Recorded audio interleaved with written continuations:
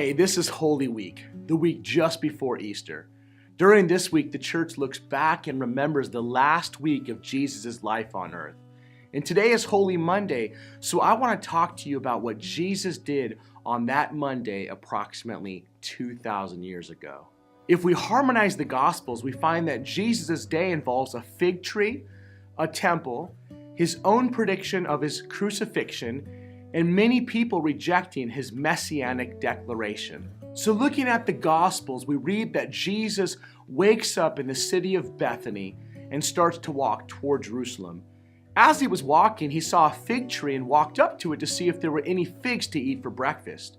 Finding the fig tree barren, Jesus said to the tree, "May no one ever eat your fruit again."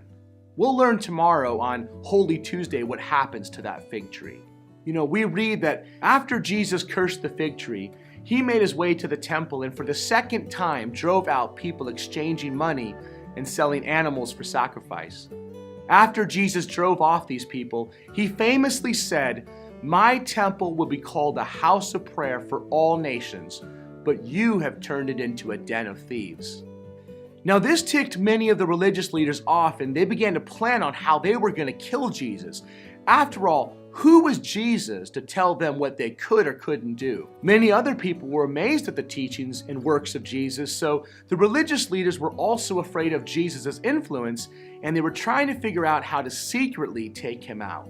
The last thing we know about Jesus' day on Holy Monday is that a group of curious non-Jewish people, some Greeks, they wanted to meet Jesus, and so they went to see Jesus, and as they did so, Jesus began to speak and make several provocative statements predicting his death.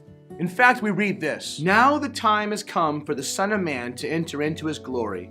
I tell you the truth, unless a kernel of wheat is planted in the soil and dies, it remains alone. But its death will produce many new kernels, a plentiful harvest of new lives. Those who love their life in this world will lose it. Those who care nothing for their life in this world will keep it for eternity. Anyone who wants to serve me must follow me, because my servants must be where I am. And the Father will honor anyone who serves me. Now my soul is deeply troubled.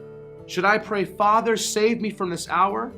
But this is the very reason I came. Father, bring glory to your name." Some of those hearing Jesus' words were receptive and others rejected Jesus' words. And after a voice from heaven spoke, Jesus declared that the time had come for Satan to be defeated and that Jesus would be lifted up on the cross and would draw everyone to himself. Jesus' last words on that Monday were, "Put your trust in the light while there is still time. Then you will become children of the light." So as you spend the day thinking about Jesus' last Monday, think about how Jesus cleansed the temple because he wanted to remove every barrier between people and God. The money changers were making it difficult for both Jewish people and non-Jewish people to worship God because they were creating hurdles and hoops to be jumped through. But God's intention for the temple was that it would be a place of prayer. Tomorrow we look at Holy Tuesday and learn what happened to the fig tree that Jesus cursed.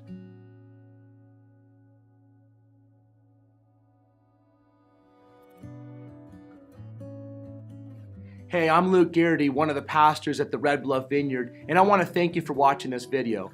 Please subscribe to our YouTube channel, like our Facebook page, follow us on Instagram and Twitter, and check out our website.